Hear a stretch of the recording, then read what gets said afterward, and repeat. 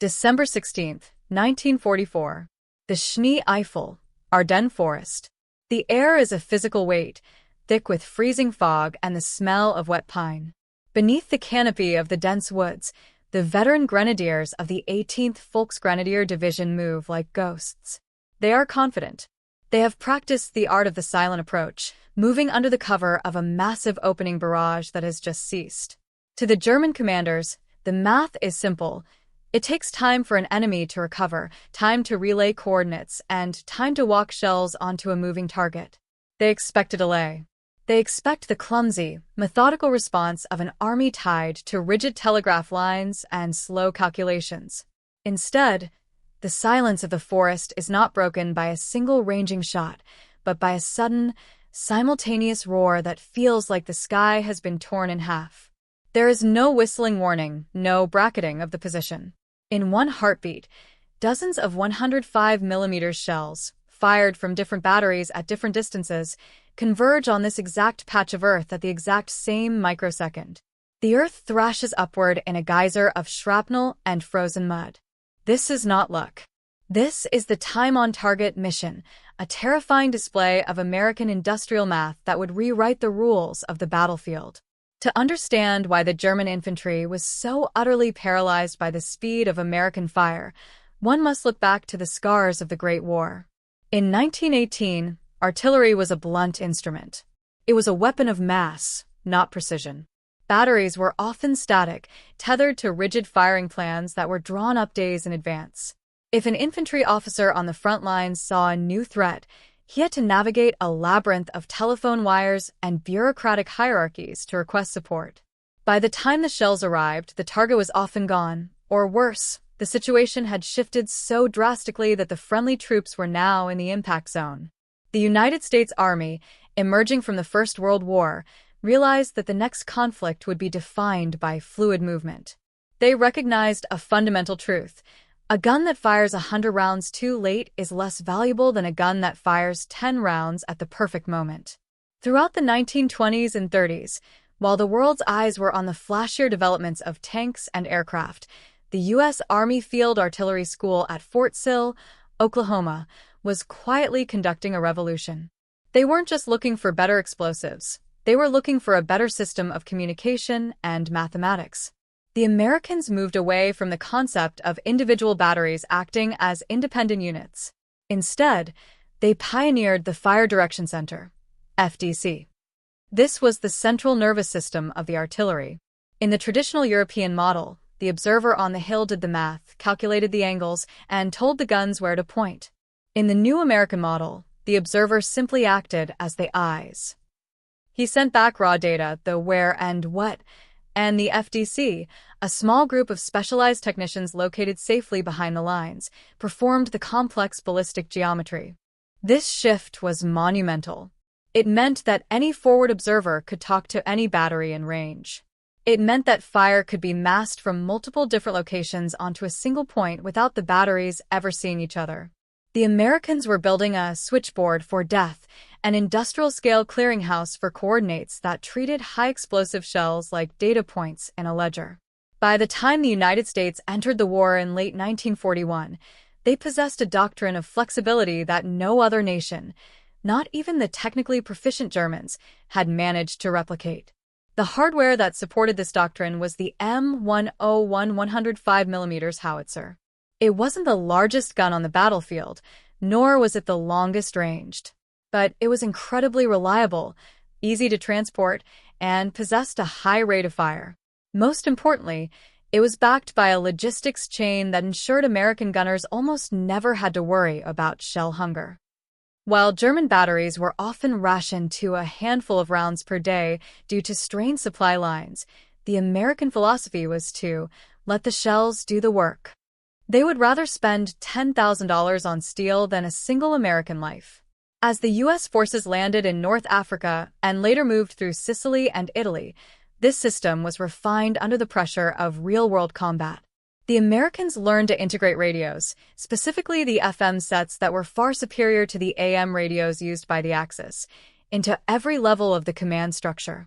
This allowed for a terrifyingly short sensor-to-shooter loop. In some cases, an American unit could call for fire and have rounds landing on the target in under 3 minutes. To a German officer accustomed to the 10 to 20-minute response times of his own artillery, this felt less like warfare and more like an act of God. By the time the Allied armies surged across the hedgerows of Normandy and into the open plains of northern France in 1944, the disparity between German and American artillery philosophy had reached a breaking point. The German here was by no means lacking in quality. Their 88mm multipurpose guns were legendary, and their heavy Nebelwerfer rocket launchers could blanket an area in terrifying fire.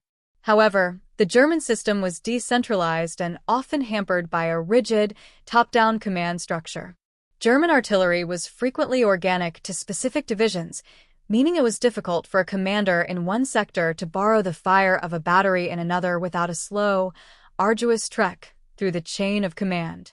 Furthermore, the German army was increasingly demodernizing. While propaganda showed panzer divisions and half-tracks, the vast majority of the German infantry relied on horse-drawn logistics. Moving heavy artillery pieces was slow, and their communication relied heavily on physical telephone wires.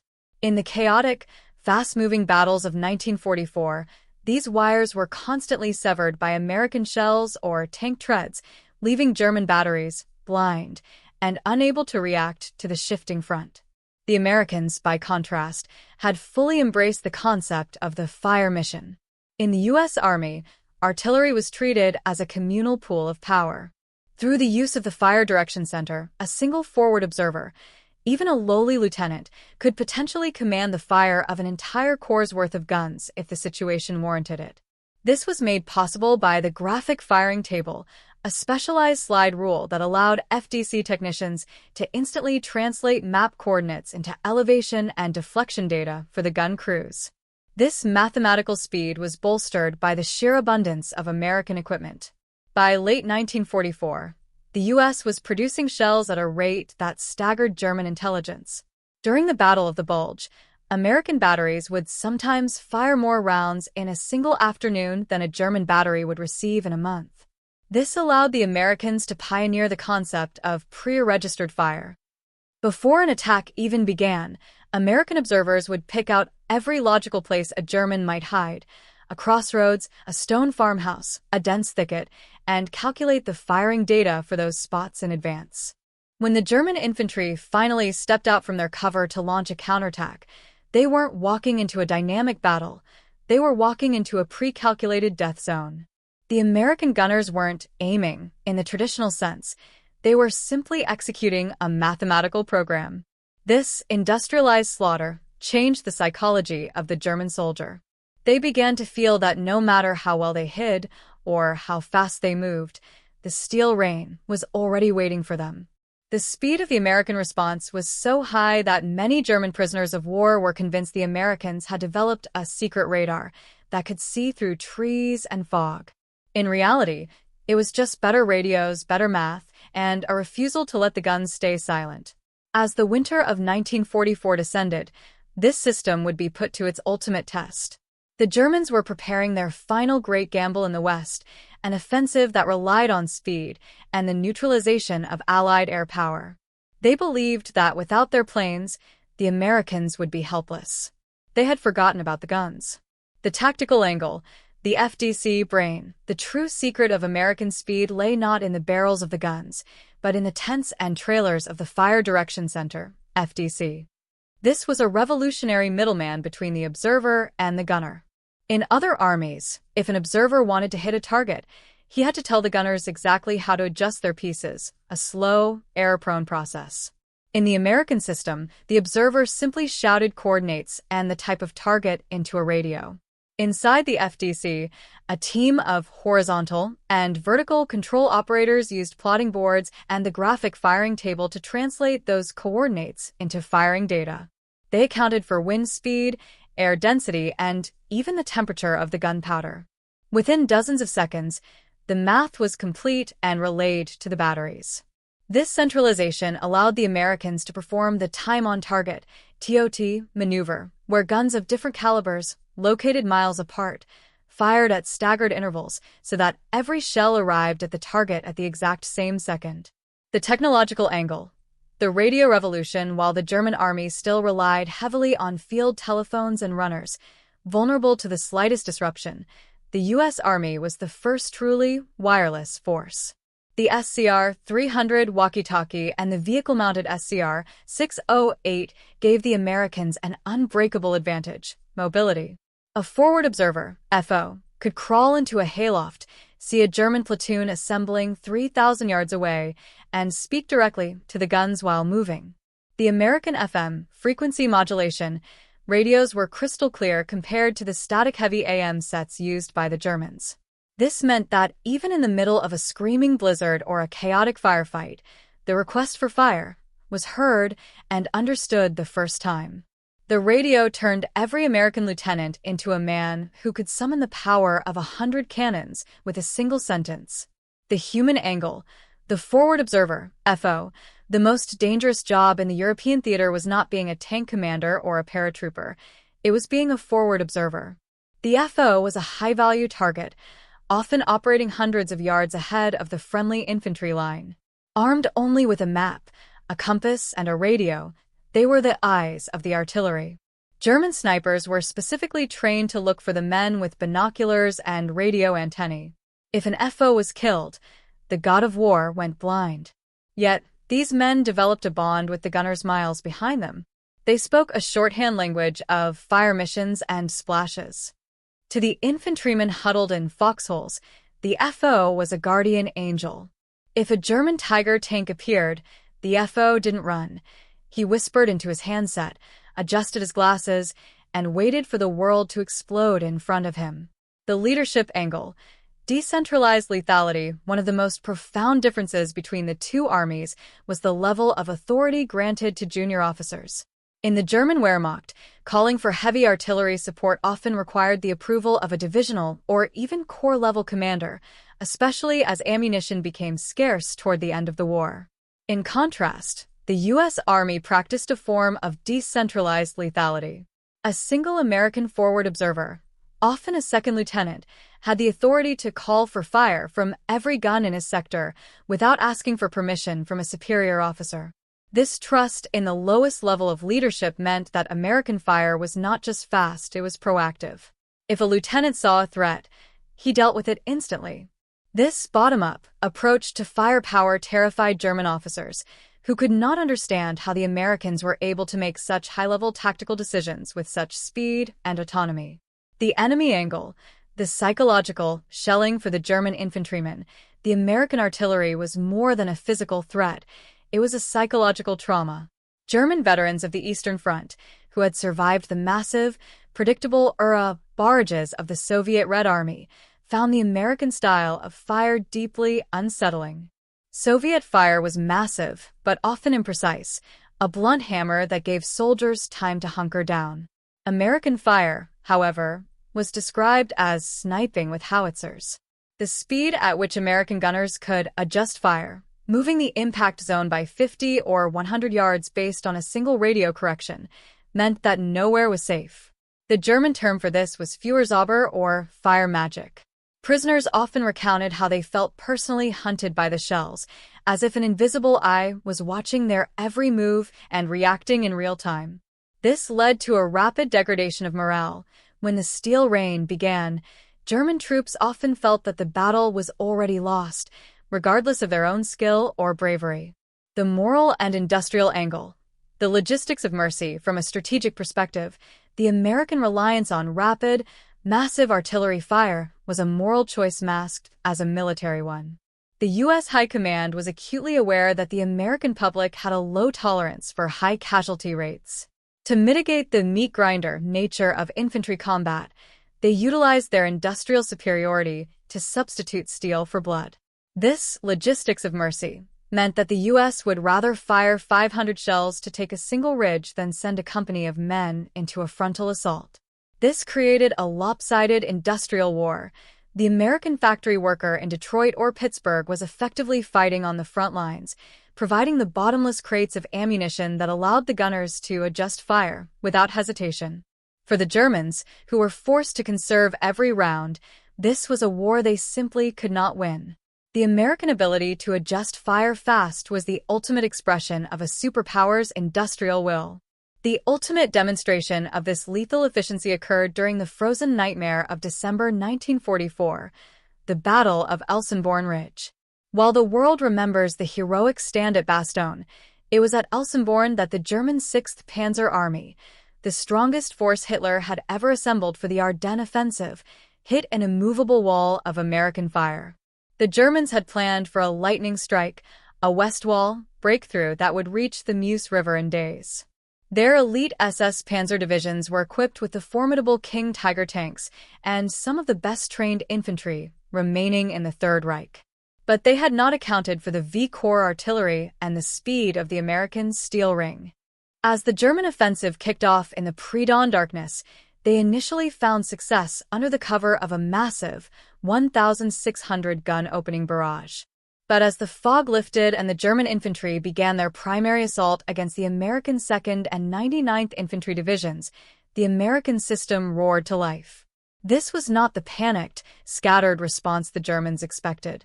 Despite the chaos of the surprise attack, American forward observers had already established pre-planned fires on every draw, ravine, and road leading to the ridge. The Germans attempted a classic maneuver, pinning the Americans with machine gun fire, while their heavy tanks bypassed the strong points. In previous years, this would have worked. But now, the American FDCs were working at a fever pitch. Using the newly perfected SCR 608 radios, observers on the heights of the ridge called in coordinates for target number 12 or target number 15. They weren't describing the enemy. They were calling out a pre-calculated index of death. Within 90 seconds of the call, the first ranging rounds would land. To the German grenadiers, it was a terrifyingly personal experience. They would hear the distant thump of the guns, and before they could even dive for cover, the shells were among them. The American gunners weren't just firing at the front lines. They were using their superior range and speed to box in the German units, firing behind them to cut off retreat and then walking the fire directly into the center of the formation. The speed of the adjustment was so rapid that German commanders reported their units being wiped out before they could even deploy from their marching columns. The true turning point within the battle occurred when the Americans unleashed their most terrifying mathematical weapon, the time on target, TOT, mission. On the afternoon of December 17th, as the 12th SS Panzer Division Hitlerjugend attempted a massive armored push toward the twin villages of Krinkeltrauterath, the V-Corps artillery commander realized that conventional, battery-by-battery, fire would not stop the momentum of the heavy tanks. He ordered a corps-wide TOT. This required a level of coordination that no other army on Earth could achieve in the heat of battle. The fire direction centers calculated the exact flight time for shells from over 150 guns, ranging from 105mm howitzers to massive 8-inch Black Panther cannons. Because the batteries were located at different distances from the target, some guns fired several seconds before others. The goal was for every single shell to reach the German assembly area at the exact same moment. The result was a literal wall of fire that seemed to fall out of a clear sky. There was no warning. There was no gradual buildup. One moment, the German panzers were idling in the tree line, preparing their final lunge. The next, the entire forest exploded in a synchronized hurricane of steel and high explosives. The concussion was so great it shattered the eardrums of men in nearby bunkers. The sheer volume of fire didn't just destroy the tanks, it turned the frozen ground into a churned mire, making it impossible for the surviving vehicles to maneuver. The German infantry, who had been taught that the Americans were soft and reliant on air support, watched in horror as their elite armor was shredded by a force they couldn't see. The adjust fire commands coming from the observers on the ridge were so precise that they were able to drop shells within 50 yards of their own foxholes to scrape off German borders. By the time the sun set on Elsenborn, the 6th Panzer Army's spearhead was broken. They had expected a fight against men. They found themselves fighting an industrial machine that could calculate their death in seconds. This moment changed the trajectory of the Ardennes offensive, not because of a single heroic charge, but because the American god of war was faster than the German blitzkrieg. The silence that followed the great barrages at Elsenborn Ridge and the surrounding Ardennes sectors was not a peaceful one. It was the heavy, ringing silence of a shattered army. As the German offensive sputtered into a defensive retreat, the true cost of the steel rain became visible. Surveying the battlefields, American officers found scenes that defied traditional military logic. They discovered entire German platoons frozen in time, men still in their foxholes or crouched behind trees, killed not by direct hits, but by the sheer overpressure and horizontal fragmentation of perfectly timed airbursts. The fast adjustment of American fire had created a new kind of no man's land. In World War I, this was a static space between trenches. In 1944, the Americans had made the entire tactical zone a no man's land. German after-action reports captured by Allied intelligence painted a picture of utter helplessness. One captured Oberst Colonel of the 12th SS Panzer Division remarked during interrogation that the American artillery was not a weapon, but a form of environmental disaster. He noted that his men could handle the American tanks and the American infantry, but the invisible hand that could drop a shell on a moving motorcycle or a single machine gun nest within 2 minutes of its discovery was something they could not counter. Statistically, the impact was staggering. While the German 88 remains the most famous gun of the war, post-war analysis by the U.S. Army's Office of the Chief of Military History concluded that artillery was responsible for nearly 70% of all German casualties on the Western Front. The speed of the fire direction center meant that the Germans could never achieve local superiority. Every time a German commander identified a weak point in the American line and committed his reserves, the steel rain arrived before those reserves could even reach the point of contact. The American artillery had effectively decoupled the German army's ability to coordinate its own movements. By late January 1945, the German High Command was forced to issue new directives on artillery-safe movement. They instructed units to move only at night or in the foulest weather, not to avoid American planes, which was the previous priority, but to avoid the eyes of the American forward observers. The German infantry's fear of the fast adjustment had fundamentally changed their doctrine from aggressive maneuver to terrified survival. The hunters had become the hunted, chased by a mathematical formula they couldn't outrun. The broader consequence of this tactical speed was the complete erosion of the German Kampfgruppe system. Traditionally, the German army relied on forming small, ad hoc battle groups of tanks and infantry to deliver sharp, localized counterattacks. These groups were designed to be nimble, hitting the Allies where they were weakest. However, the American Fire Direction Center, FDC, turned this nimbleness into a liability. Because the American gunners could shift their focus across miles of front in a matter of minutes, the German Kampfgruppen were often detected and annihilated before they could even cross their own start lines. This led to a strategic paralysis. By the spring of 1945, as the Allies pushed toward the Rhine, the German leadership began to lose faith in their own tactical maneuvers. They found that any concentration of troops, no matter how well hidden, was susceptible to a time-on-target mission the moment a single American radio operator caught a glimpse of a gray uniform. The psychological toll resulted in shell-shy units that refused to congregate in numbers larger than a squad, making it impossible for the Wehrmacht to launch any meaningful offensive operations. Furthermore, the American success in artillery adjustment revolutionized the post-war world. The concepts developed at Fort Sill, the FDC, the centralized control of fire, and the use of forward observers as the primary tactical decision-makers became the gold standard for NATO. The steel rain wasn't just a wartime phenomenon, it was the birth of modern combined arms warfare. The Americans had proven that in the industrial age, the side that could process information and calculate ballistics the fastest would ultimately own the battlefield.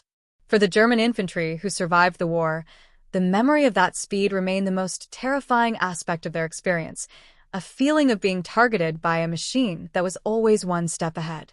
When we look back at the titanic struggles of the Second World War, the mind often drifts toward the visceral, the clashing of heavy armor, the roar of the Mustang's engine, or the grit of the infantryman's foxhole. But the true architect of the Allied victory in the West was often a man sitting in a quiet tent, miles behind the line, clutching a slide rule and a map.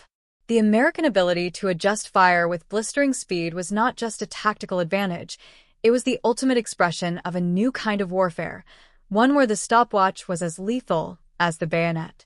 The German infantry, masters of the Blitzkrieg, had entered the war believing that speed was a matter of engines and willpower. They were corrected by the cold, hard logic of the fire direction center. They learned that in a modern, industrial conflict, the most dangerous distance on Earth is the gap between seeing an enemy and reacting to him. The Americans closed that gap until it was almost non-existent, turning the chaotic landscape of war into a controlled, mathematical grid. Today, the fields of the Ardennes and the ridges of Elsenborn are silent, the craters filled by decades of falling leaves and rolling mist. Yet, the legacy of the steel rain lives on. It is found in every modern GPS-guided munition and every digital targeting system used by today's sophisticated militaries. We live in an era where information dominance is the primary goal of any army, but that concept was born in the frozen mud of 1944, fueled by the frantic calculations of men who knew that a few seconds could mean the difference between a broken line and a historic victory. The German infantry never expected the Americans to adjust fire so fast because they didn't realize they weren't just fighting an army. They were fighting a calculator with 1,000 barrels. And in the end, the math of the steel rain was a problem the Third Reich simply could not solve.